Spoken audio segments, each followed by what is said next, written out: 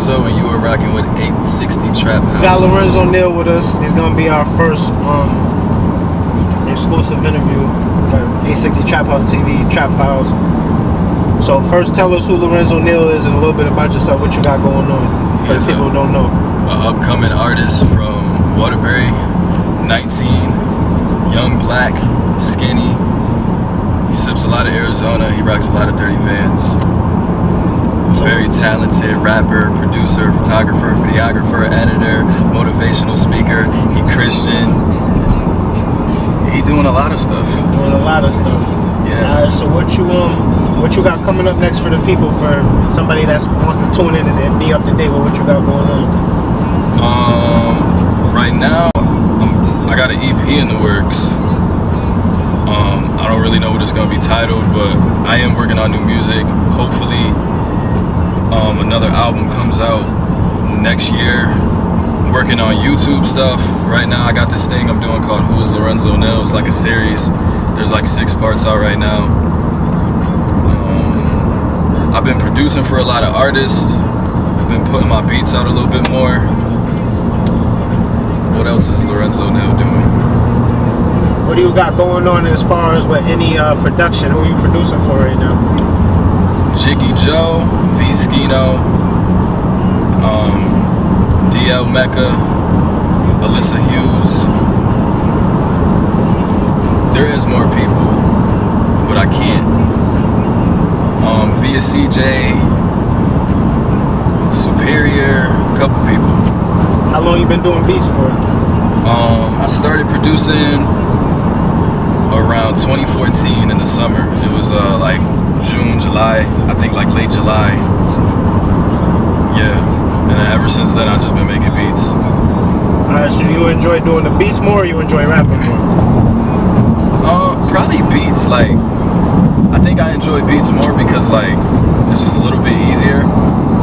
And rapping, I've been doing it so long. Like I've been rapping for forever, like since I was like 4 or 5 years old. Beats, I've only been doing that for like 2 to 3 years, and it's kind of cool, like putting samples together and like putting original sounds together and taking like, it's kind of like what your brain sounds like, if that makes sense. Like you're taking all these thoughts, like all these sounds that I hear in my brain, like I put it out. It's cool. So what do you usually, as far as if your new music or the music that you already put out, if somebody wanted to like check you out and you had only one song you could play them, what song would you recommend that they check out to get an idea what type of music Lorenzo Neal makes and what type of music you're about and stuff like that? I can't name one. Give me a couple. The clandestine exclusive that just dropped, that doesn't really have a title, but you would be able to find it through typing clandestine exclusive Lorenzo Neal. Maybe the song Woman and the song Change the World. The song Woman definitely Change Woman. the World. What was your like, where was your head at when you started writing? Matter of fact, Change the World, I want to know about. Like, what made you write that song? Alright, so back in July of 2016 in the summer, there was a bunch of black people getting killed by police. It was happening like every single day. I seen Alton Sterling die. I seen Philando Castile die. And some other people that I can't remember. R.I.P. I was watching it and I was thinking like, yo, this is so crazy. Now, I didn't I wasn't like planning to make a song about it. It was just something that kind of happened like naturally, subconsciously, I guess. And so like, I went on YouTube, go find some samples. I found this like really cool Minnie Riperton sample that I actually used for the song. It's the main melody. Put the beat together. I was like putting drums together. I was like, oh, this is hot. And then the hook, they asked me, can I change the world? And I can, boy. All of that just came to me. The whole song just came to me. And then like the whole police brutality thing and just saying their names at the end. I don't know. It just all came naturally. Like. So that clip with the lady talking about what happened to her husband, where'd you get that clip from? And what made you use that? That was she was on Facebook Live when her I think it was her fiance when he died. and that's what I was talking about. You know what I mean? So I wanted to let the people know, like, this is a real issue, like this is a real situation. So I put the clip in there. I thought it'd be cool to put the clip in there to actually hear like how serious it is, and to hear her like cry, and like it just really hit me. Alright, so all the people at home that listen to your music that aren't familiar with you personally, they think you're like a nun with dreadlocks. So let the people know exactly, you know, what you do in your personal time, because we know you don't smoke, we know you don't drink, but you know, let the people know what you're into, what type of females you're into, you know, what you do to keep your mind flowing. The ladies want to know, man. The ladies want to know. I don't care. I never cared for smoking. I never cared for drinking. Not too much of a partier. It just really depends on who I'm around. But I don't really go to like the crazy parties, you know what I'm saying? I read, I write, I make music, I pray a lot. I'm online a lot, just looking up articles. Like, I don't know. Like sometimes I just like working on myself. I like soul searching. I like trying to master like patience, and I'm just like, well, how can I do this better? Like I kind of look at my flaws sometimes, and I'm like, well, what can I do to improve that? Oh, let me look up some tips or something like that. Like that's really what I do with my time. And I like spending time with my brother a lot, because he's really young and he looks up to me musically and as a person. So I spend time with him, spend time with my baby sister. I like helping out my grandparents. Alright, but for the ladies though, the ladies want to know if you walk in the room and she got them spread eagle, are you gonna react, or you gonna be a nun with dreadlocks? They want to know that for the people. You said, am I gonna be the nun with dreadlocks? Or you gonna be Tavon? I'm gonna be the nun with dreadlocks. I respect and we're that. gonna be listening to really cool beats. I respect that. And she's gonna like the beats, and she's gonna be like, oh, can you send me the beat? And I'm gonna be like, yeah, but I'm not gonna send her the beat. Alright, so speaking of sending beats and stuff like that, what's your relationship with Megan Rose? Just out of curiosity. A lot of people think you guys got like some romantic shit going on. But, you know, I know you said it's just your homegirl, so for the people who don't know, let us know what's going on. Megan is like an older sister. I've known her since my junior year of high school. She was a senior when I was a junior.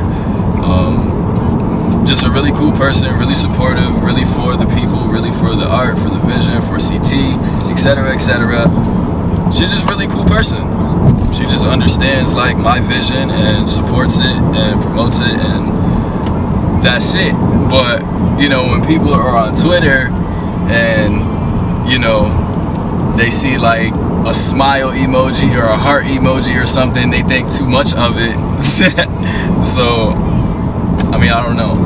And I kind of like joking about it. I like joking about us dating because like people, they don't really get the troll, and it's just really funny to see them be confused. So I might keep doing it. Well, you know, they say there's a lot of truth in the joking, so be careful, because that might get you something that, you know. But hey, it's whatever. Alright, so you got you said you were producing for a couple of artists. I heard you say Jiggy Joe and Vizquino. So if you could name, I guess, 5 artists from Connecticut that are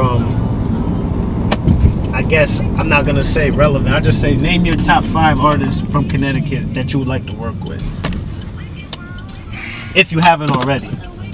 I know a listeners probably. I mean, there's people I kind of want to work with more. I don't know who they're. Well, from CT, I want to work with Tyler Farms. He's very, very like, he's just very different, very unique. Like, he's very young. I'm not too much older than him, but when I was 16, I just wasn't. I don't think I was as talented as him. Like, he already has his own sound, and I know he's gonna progress. So I want to work with him. I want to send him some beats or something. Really, I want to work with people like beats-wise. Like, it's not even about the feature, because I don't know, rapping to me really ain't that crazy. But yeah, Tyler. I want to work with DL Mecca, formerly known as Rick Gat. He is like one of the most creative people like I ever met from Connecticut, and I feel like he'll sound really, really good on some Lorenzo Nil production. He already knows that. We got something in the works. Who else is from Connecticut? Kind of some people that I just named earlier though. Like I don't know if I I don't really know too much people yet. Oh, I want to work with Trey Tuck. I want to work with Trey Tuck. His energy, man, is like, it's crazy. Like when I talk to him, I don't know, it's just like you're not the guy rapping. Like his energy is like so aggressive, and so yeah. How did you meet Trey actually? Because I know you did his festival, so explain, I guess, how you met him and how that happened. Through Clandestine.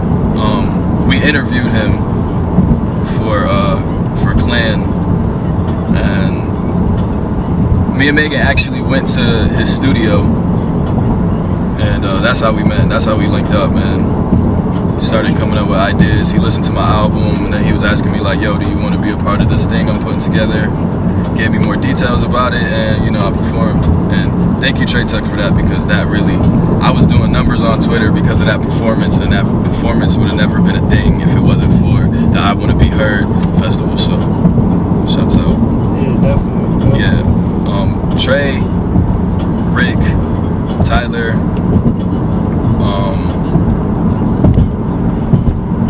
Alyssa, because her voice is amazing. I need to work with her more. I got some ideas. I'll be hitting you up soon. Hey, this is what I was talking about, Dan. Ain't nobody heard this yet. Yeah. Lorenzo now flat but chill vibes on me. Listen. The hottest thing coming out of Connecticut, young talented veteran, son of God, yeah, I represent. R.I.P. to everybody thinking I was irrelevant, trying to sneak this me, you ain't get no views on that SoundCloud track. You took an L, ain't bounce back, your whole style is whack. I'm about to change the whole scene of the 203, watch me, you ain't fit for this. Misfit in school was never cool, I'm dropping gems on you fools, I influence you and your crew too. This is not a competition, I promise you. Lorenzo now ain't the one you contend with. You rappers got too comfortable, thinking that because I'm humble that I wouldn't rump with you. Raping MCs, Dr. Huxtable. Eat 'em up, Lunchables, my flow is untouchable. Every line is a punch and shoot, the rap game is ridiculous. Wouldn't save it for these rap citizens, and they could die a happy death as soon as they say finish him.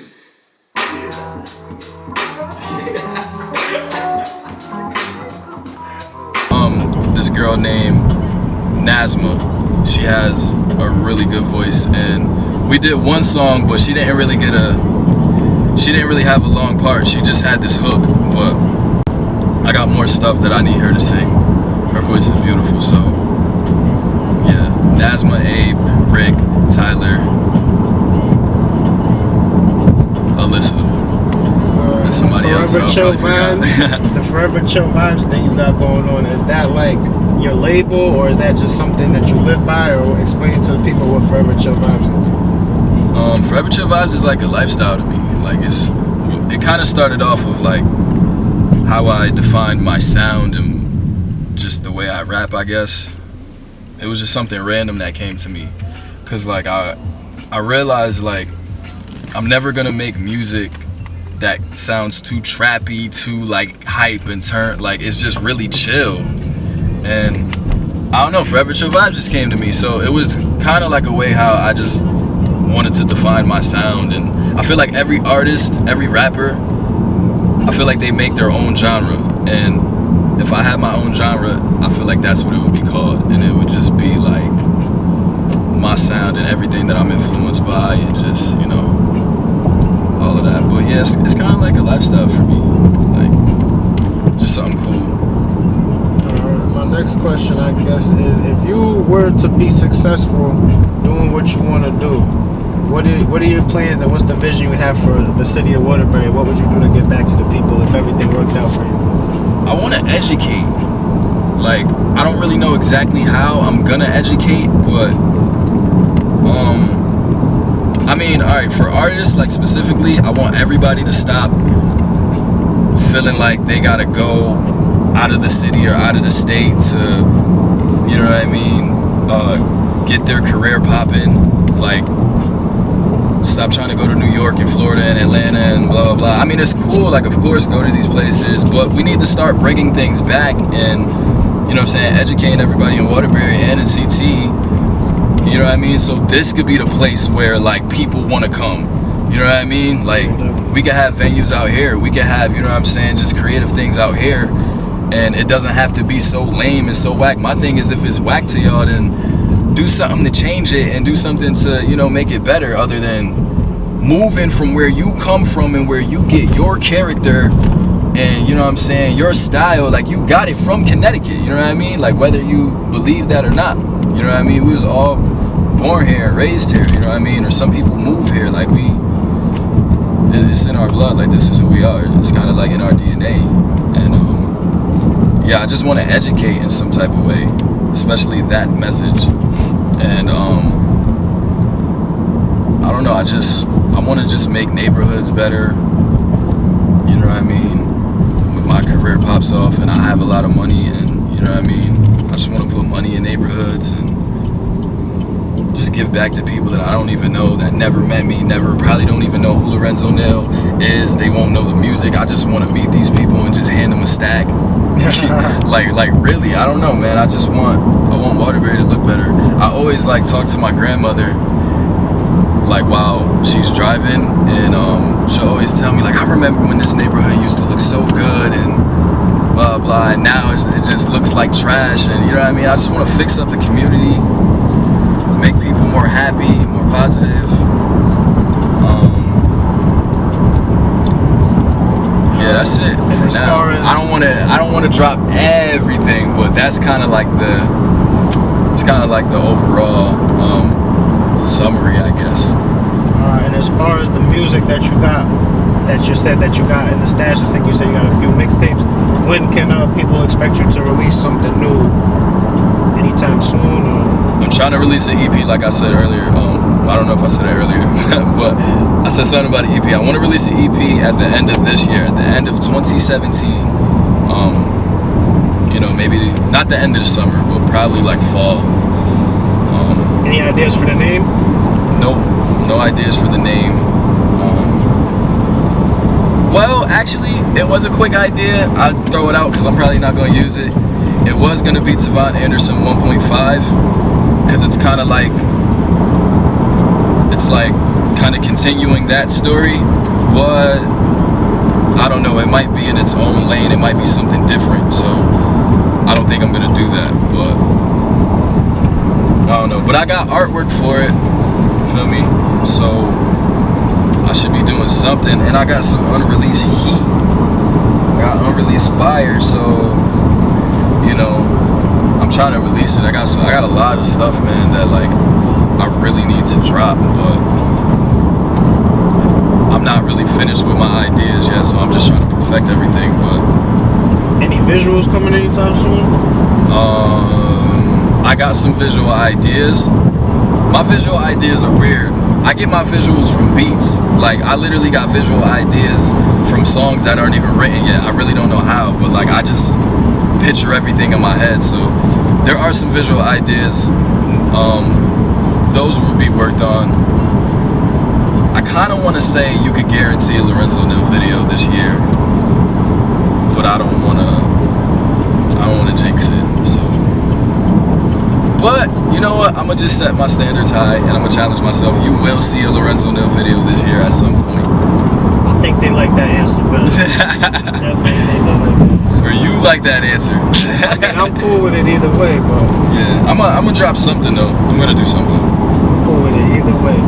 But alright, so I know you told me you don't really listen to music like that, but you have to have some type of inspiration or something that you listen to at some point. So definitely, I guess, where does your musical influences come from? Or if you don't have musical influences, who did you kind of grow up listening to and made you be like, alright, I want to rap? I fuck with this. I'm gonna say this. I've said this before. I'm gonna say it again. If there was no 50 Cent, there would be no Lorenzo Nail. And that's not even talking about today. That's just like, as a kid, I was the biggest 50 fan ever. I had a G-Unit chain, I had a 50 Cent chain, I had G-Unit sneakers, I had the clothes, I had posters. Any DJ CD that had one 50 Cent song, I was writing his name on the CD. Like, I was the biggest stan of all G-Unit fans ever, of all 50 fans ever. The first album is classic, the second album is classic.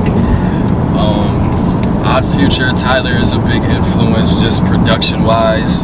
And watching Tyler's YouTube made me want to do YouTube. I really like the band Broadcast. I like Stereo Lab. I'm influenced by jazz. Mobb Deep's first album. Mobb Deep's first album, their intro, the 41st Side, R.I.P. to Prodigy. 41st Side, literally that intro inspired my intro for my album. They don't sound alike at all, but that album came out in 1995, and I don't know, it had like this nostalgic feeling to it. I feel like people could listen to that album and feel like, wow, like I remember where I was, like, you know what I mean?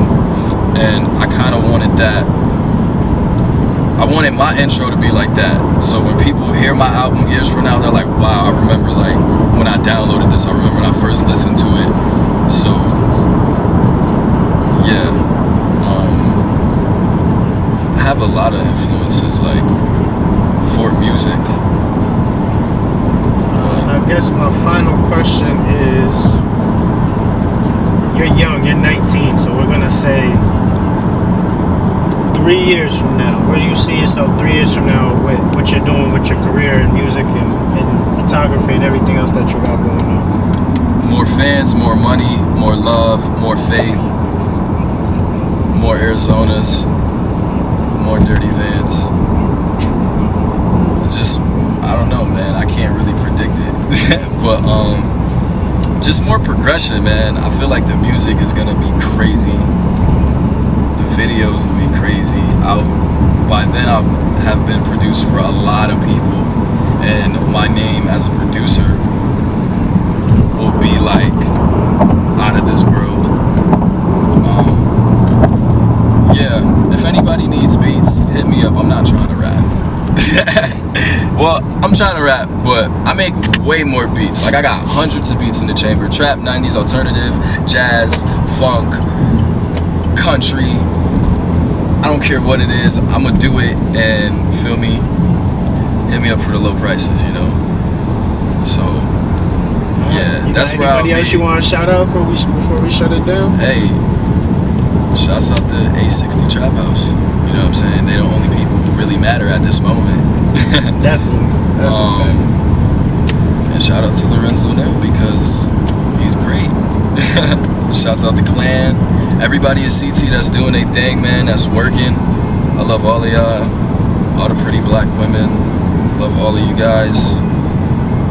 Stay positive, stay blessed. I'm praying for all of y'all. Feel me? Let's just keep on creating a lot of things. Photography, music, whatever. Just keep on being creative, you know? What's good? It's your boy Santoro, the South End's finest. We rocking with A60 TrapHouse. You already know.